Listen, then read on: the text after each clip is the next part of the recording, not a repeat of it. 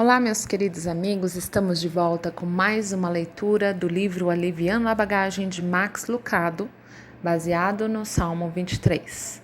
A leitura de hoje é o capítulo 9, sobre o fardo da arrogância. A humildade é, de certo modo, uma virtude enganosa. Às vezes você pensa que a possui e não possui, ou acha que não a tem e tem. Já ouviu a história do menino que recebeu o distintivo de o mais humilde e este lhe foi tirado porque ele o usou? Algo semelhante aconteceu-me outro dia mesmo. Eu me retirara para uma cidade próxima a fim de trabalhar neste livro.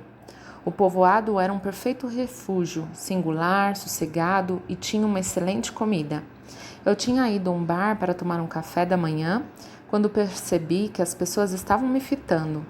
Enquanto estacionava, 2 camaradas me voltaram e olharam em minha direção. Uma mulher fez uma tomada dupla quando entrei e vários clientes levantaram a cabeça à minha passagem. Quando tomei o assento, a garçonete entregou-me o menu, mas não sem antes estudar-me demoradamente. Por que atenção? Após algumas cogitações, tomei uma posição madura e admiti que eles me haviam reconhecido das capas de meus livros. Ora, esta deve ser uma cidade de leitores, e dei de ombros e eles conhecem um bom autor quando vem um. Minha apreciação pelo local apenas aumentou.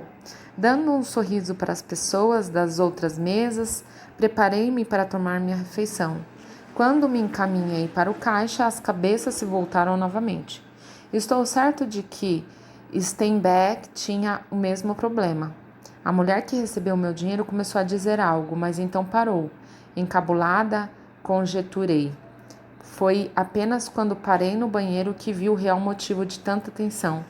A risca de sangue seco em meu queixo, meu curativo para o corte de barbeador não funcionara, e eu saíra com a minha barba parecendo um peru, tanto mais porque me senti famoso. Eles provavelmente acharam que eu era um foragido de uma prisão do Texas.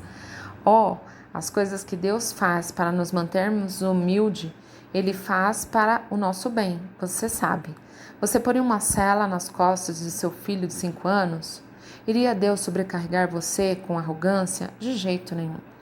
Esta é uma peça de bagagem que Deus odeia. Ele não antipatiza com a arrogância. Ele não desaprova a arrogância. Ele não é desfavorável à arrogância. Ele odeia a arrogância.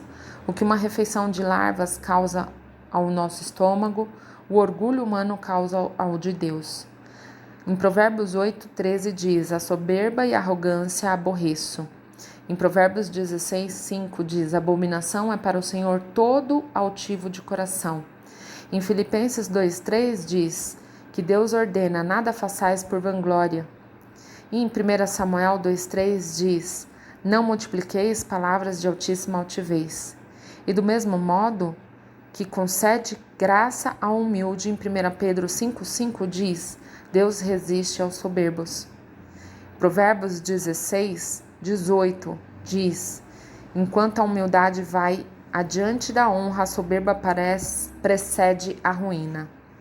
Indagamo-nos todos por que as igrejas são cheias de poder em uma geração e vazias em outra. Talvez a resposta se encontre em Provérbios 15:25. O Senhor arrancará a casa dos soberbos. Deus odeia a arrogância. Ele odeia a arrogância porque não temos feito coisa alguma pelas quais sermos arrogantes. O crítico de artes confere prêmios à tela? Há um Pulitzer para a tinta? Você pode imaginar um bisturi se tornando presunçoso após um bem-sucedido transplante de coração? Claro que não. Eles são apenas ferramentas, pois isso não recebem crédito pelas realizações. No Salmo 23, a mensagem é que também não temos nada pelo que nos orgulhar. Temos descanso, salvação, bênçãos e um lar no céu. E não fizemos nada para merecer qualquer uma dessas coisas. Quem fez? Quem foi que fez o trabalho? A resposta enfileira-se pelo Salmo 23, como um fio de seda através das pérolas. Ele me faz, Ele me guia, Ele refrigera minha alma, Tu estás comigo, a Tua vara e o Teu cajado me consolam, preparas uma mesa, unges a minha cabeça. Podemos ser a tela, o papel ou o bisturi, mas não somos quem merece os aplausos. E apenas para certificar de que entendemos o ponto, bem, no meio do poema, Davi declara quem o merece. O pastor guia suas ovelhas não por amor de nossos nomes, mas por amor do seu nome. Por que Deus tem algo a fazer conosco? Por amor do seu nome. Nenhum outro nome em cartaz, nenhum outro nome em destaque, nenhum outro nome na primeira página. Tudo é feito para a glória de Deus. Por quê? Qual é a grande jogada? Deus tem um problema de ego? Não. Mas nós temos. Somos quase tão responsáveis com aplausos quanto eu fui com o bolo que ganhei no primeiro grau.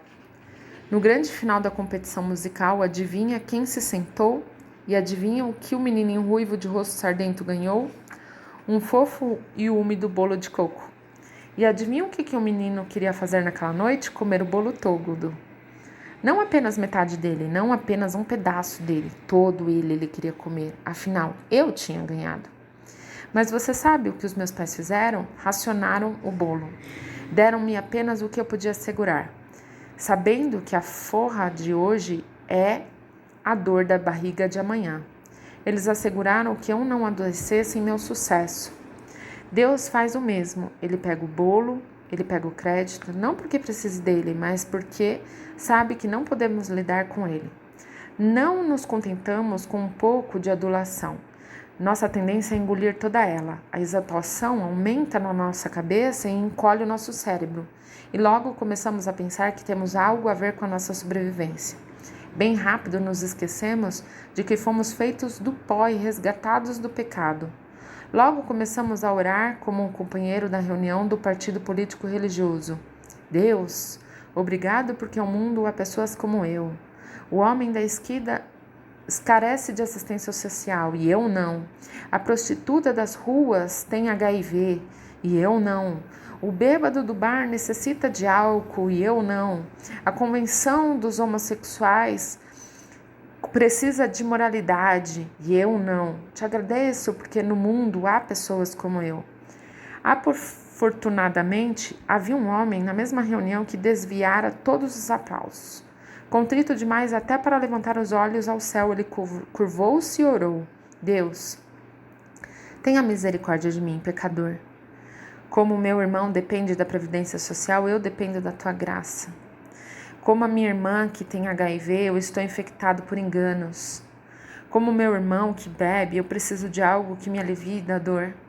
E assim como tu amas e dá direções ao homossexual e concede-me o mesmo, Senhor. Tenha misericórdia de mim, um pecador.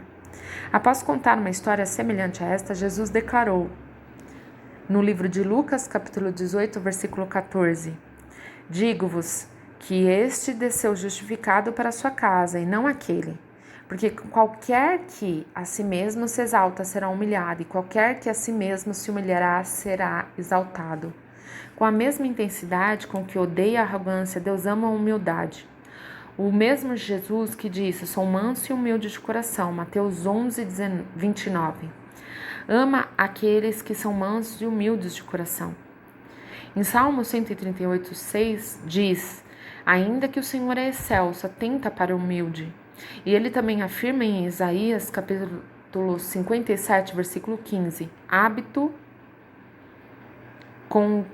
contrito e abatido. Ele também disse em Isaías 66, 2, eis, para que olharei, para o pobre e abatido de espírito, e aos humildes dá grandes tesouros. Ele dá honra, diante da honra vai a humildade. Ele dá sabedoria, com os humildes está a sabedoria. Provérbios 11, 2.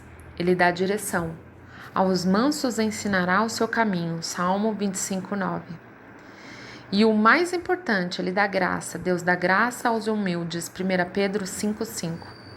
E esta segurança, ele adornará os mansos com salvação. Salmo 149, 4. O apóstolo Paulo foi salvo através de uma visita pessoal de Jesus. Ele foi levado até o céu e tinha poder para ressuscitar mortos, mas quando se apresentava a si mesmo, não mencionava nada disso. Ele simplesmente dizia: Paulo, servo de Deus, Tito 1:1. João Batista era parente sanguíneo de Jesus e foi o primeiro evangelista da história. Contudo, ele é lembrado nas Escrituras como aquele que decidiu. João 3,30, é necessário que ele cresça e que eu diminua. Deus ama a humildade. Seria esta a razão de ele oferecer tantas dicas para cultivá-la? Posso humildemente falar um pouco? Primeiro, avalia-se a si mesmo honestamente. Humildemente não é o mesmo que baixa autoestima. Ser humilde não significa você achar que não tem nada a oferecer. Significa que você sabe exatamente o que tem a oferecer e não mais. Que não saiba mais do que convém, saber mais. Que saiba com temperança, conforme a medida da fé que Deus repartiu com cada um. Romanos 12:3. Segundo, não leve o sucesso tão a sério. A Escritura faz essa advertência. E se acrescentar a prata e ouro e se multiplicar tudo quanto tens, não se eleve o teu coração e te esqueças do teu Deus. Deuteronômio 8, versículo 13 e 14. Neutralize este orgulho com a lembrança da brevidade da vida e da fragilidade da riqueza. Considere o seu sucesso e conte o seu dinheiro num cemitério e lembre-se que nenhum dos dois será enterrado com você.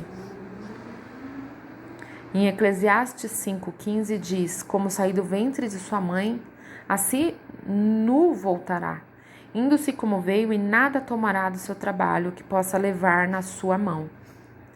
Vi um lembrete desses num cemitério. Estacionado perto da entrada estava um belo barco de recreação com a placa: vende-se. Você ficaria admirado e o pescador compreendesse que não poderia levá-lo com ele. Terceiro, lembre-se da importância dos outros e celebre. Filipenses 2,3 diz: cada um considere os outros superior a si mesmo.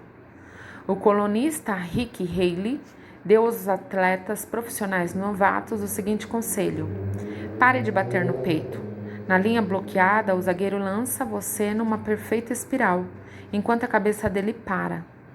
E o bom receptor bate a dupla cobertura, suplante a si mesmo. A verdade é que cada aterrissagem na vida é uma conquista da equipe. Aplauda seus companheiros de equipe. Um aluno de escola primária chegou no teste que fizera para a peça da escola anunciado: mamãe, ganhei um papel, fui escolhido para sentar na audiência e aplaudir e dar vivas. Quando você tem a chance de aplaudir e ovacionar, você o faz? Se o faz, a sua cabeça está começando a se ajustar ao tamanho do seu chapéu. Quarto, não demande o seu próprio lugar. Esta foi a instrução de Jesus aos discípulos: assenta-te no derradeiro lugar, para que quando vier o que te convidou te diga. Lucas 14:10. Amigo, assenta-te mais para cima, então terás honra diante dos que estiverem contigo à mesa. Exigir deferência é como caçar uma borboleta: persiga e nunca alcançará. Sente-se quieto e ela poderá pousar em seu ombro. O filósofo francês Blaise Pascal indagou: você quer que as pessoas falem bem de você? Então nunca fale bem de si mesmo. Talvez você seja o que a Bíblia diz em Provérbios 27:2. Louve-te o estranho e não a tua boca. Quinto, nunca anuncie o seu sucesso antes do que ele aconteça. Ou como disse um rei de Israel, em 1 Reis 20:11, não se gabe quem se cinge como aquele que se descinge. Charles Spurgeon treinou muitos jovens ministros. Numa ocasião, um aluno subiu para pegar, cheio de confiança, mas falhou miseravelmente. Ele desceu manso e humilde.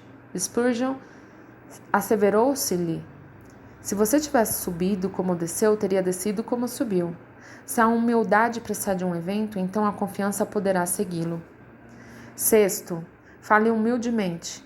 Não multipliqueis palavras de altíssima altivez. 1 Samuel 2:3. Não seja emproado. As pessoas não estão impressionadas com as suas opiniões. Aprenda com Benjamin Franklin.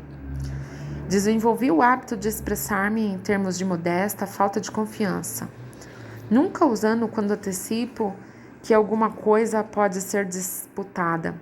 As palavras certamente, indubitavelmente, ou outras que dão um ar de positividade a uma opinião. Antes digo, eu imagino, eu sinto que determina coisa pode ser assim e assim. Acredito que este hábito tem me sido muito vantajoso. E pode ser muito vantajoso para nós também. Um último pensamento para promover a humildade. 7. Viva ao pé da cruz. Paulo afirmou, mas longe esteja de mim gloriar-me a não ser na cruz do nosso Senhor Jesus, em Gálatas 6:14. Você sente necessidade de afirmação? Sua autoestima carece de atenção? Você não precisa apresentar nomes ou exibir-se. Você necessita apenas de uma pausa ao pé da cruz e de se lembrar disso o tempo todo. O Criador das estrelas preferiu morrer por você a viver sem você. Isto é fato. Então, se você precisa gabar-se, gabe-se disso e de vez em quando examine o seu queixo. Se esse livro tem sido uma bênção para você, de uma forma transformadora para a sua vida, fazendo com que você deixe os seus fardos na cruz, aos pés de Jesus. Compartilhe ele com seus amigos para que a vida deles seja ministrada também. Se você não se inscreveu no canal ainda, se inscreva, ative o sininho para as próximas leituras. E que Deus te abençoe grandemente e nos vemos na próxima leitura que falará sobre o fardo do túmulo. Um beijo no coração, fique com Deus e até mais.